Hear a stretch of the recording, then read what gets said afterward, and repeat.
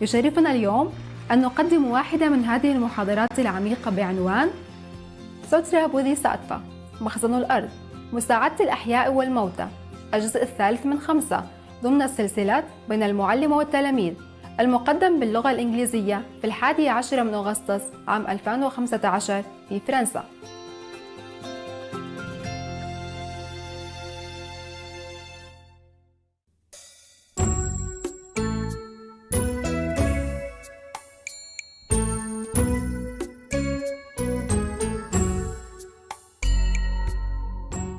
A lot of people checking on our web, our site. They like, they're interested. Yeah, I know that because I just met some friends, 30 years, I don't see them, and they knew everything absolutely about me, up to date. I thought I came to see an ordinary family behaving like an ordinary person, relaxed for a change. No, they told me what I didn't even know on internet about what you put on internet. I don't even know. And then I have to behave like a master, right there. God, our job. Yeah, I was thinking, okay, take a fresh break, be with just anyone like that. Good people, but not disciples. But no, they are like semi-disciples. Worse, they're more diligent. They know everything on the internet. I think many of you don't even know. They're like one of the daughters of my friends. She watched The Real Love 3 times.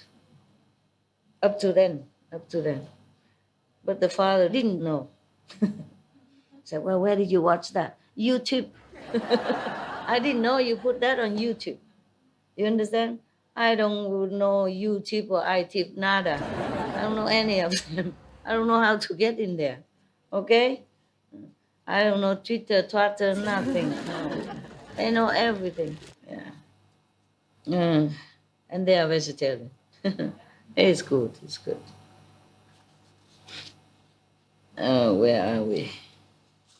They're not my disciples, huh? No, huh? Just outside.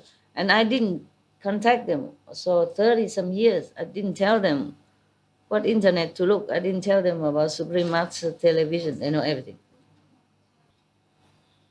So this person is a high saint. They appear in this. Non-production is a level of sainthood. Yeah, okay.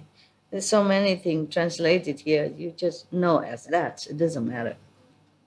So he appeared in this body on the lower heaven of the elderly in order to ask questions and interact so that all beings could hear, the Earth Bodhisattva said. Because if there's no assembly like this and nobody asks questions, then we would never know what kind of hell that is correspond to what kind of sinful act on this planet. See what I mean, huh? So he placed his palms together respectfully. He asked the Earth Bodhisattva, Great Lord in heaven, they're so humble with each other like that. Great Lord. He himself was great saint too. Yeah. Also the Bodhisattva, when they talk together, there's a human one, great one, compassionate one. Remember? Yeah. So they say, Great Lord, after people in Jambudvipa die and their close and distant relatives generate merit by making meal offerings and doing other such good deeds, will the deceased obtain merit and virtue significant enough to bring about their liberation? Not just born in a good family and all that, but could it be if they do enough to even liberate them or not? Yes. So the Earth Store Bodhisattva replied, Elder, based on the awesome power of the Buddhas, he's so humble, this one. He always credit to the Buddha's power. Yeah. But it's true also, all the Buddhas support him. But he's willing to do that job. It's a hard job. Going to hell and back and rescuing and teaching all these hard head, saturated with sins and trouble and wrong views. And he has to teach these people. based on the awesome power of the Buddhas, I will now proclaim this principle for the sake of beings of the present and future. Elder, meaning addressed in this saying. If beings of the present and future, when on the verge of dying, hear the name of one Buddha, one Bodhisattva, or the Pratyekya Buddha, mean the alone Buddha who doesn't preach, who doesn't do anything, he just enlighten and liberate himself. Understand? But nevertheless, he's a Buddha.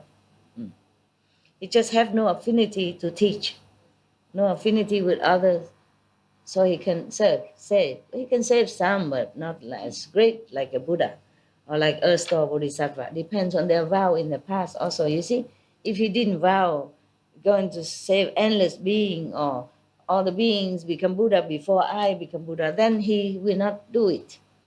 Then they will attain liberation whether they have offenses or not. Wow, wonderful. Spread the names of the Buddhas in all directions. That's why Buddhism is great. They tell you the way to do it. Yeah. But other religions also tell you, pray to God, you know? Yeah, pray to Jesus. But you have to do it constantly so that when you die, you remember. So continue so when they die, they don't forget. The subconscious don't forget. That's important. Not just the mind. You see, continue until it ingrained in your subconscious that even you wake up, you immediately you remember the Buddha's name. And even when you're dying, you're subconscious, you're unconscious, your subconscious will remember. Yeah. And the name of the Buddha is, you won't become a Buddha if you just recite the name of the Buddha, that's for sure. Yeah. But the blessing from the Buddha will help you even liberate yourself. Wonderful. Wonderful. Okay? Yeah, wonderful. Yes? Master, what will happen to children of initiates who don't get initiation? Who don't initiate? Oh, they carry on with you. They go up. If you meditate well, your children will be okay. 5 generations, 9 generations. Remember? Yes. The master will also take care of them, but make sure they don't do too sinful deeds. It's bad for them, bad for the society. You have to be good, not only for yourself, but for the society where you live. You have to be grateful for all the people who help you, who nourish you, who plant trees for you to eat the fruit, even though you pay for it. But what the use of having all this a bunch of paper and no fruit trees, no farmers, no road paver, no garbage cleaner, no doctors, no nurses, no lawyers to help you out of trouble when you don't know the law, or somebody else oppress you, thinking that you're ignorant of the law and oppress you. See, the lawyer is there to help you. Also, doctor there to cure you. The nurse is there to comfort you and help you to recover. Huh? Many things, many other people. So we have to be good. We owe it to the world to be good. Not to say because you're practitioner, not because the master say this, say that also. No. It's your duty to be good. To bring more energy. At least if you cannot help the farmer in any way, apart from buying their fruit, you must give him also good energy by being a good person. The farmer, they don't earn much sometimes. They earn very little because they go through middlemen and supermarket and all that. They earn almost nothing. But they like their job. You see, they love the land. They're passionate about it. That's why when you eat their fruit, you feel some fruit you taste is so good. Some fruit just nothing, shallow, okay? Because the love they put in it or not put in it. Yeah. And then many the same thing, many same category, same likewise. Doctors sometimes cure you well because he's passionate about it. He loves his job and he loves the patients. Some doctor gives him medicine, take you 3 months and don't recover. Yeah, but some doctors just come in his presence and you feel already better. And then he give you medicine and you recover fast. Love your job. No job is too low, no job is too high. Just do what you do at that time. It's better that you choose a job that you want to do than you put all your heart in it. Then everyone benefit. Yeah. So be a good monk, good nurse, good doctor, good engineer, good lawyer, good farmer. Yeah, I was telling you that the farmer don't earn that much. Because sometimes they earn a lot, but the next year maybe the harvest is bad. They don't know a better method to cultivate, or the collective karma of the world make drought, or make too much frost, and they lost the whole harvest. Or sometimes locusts come and eat all their plantations. Understand?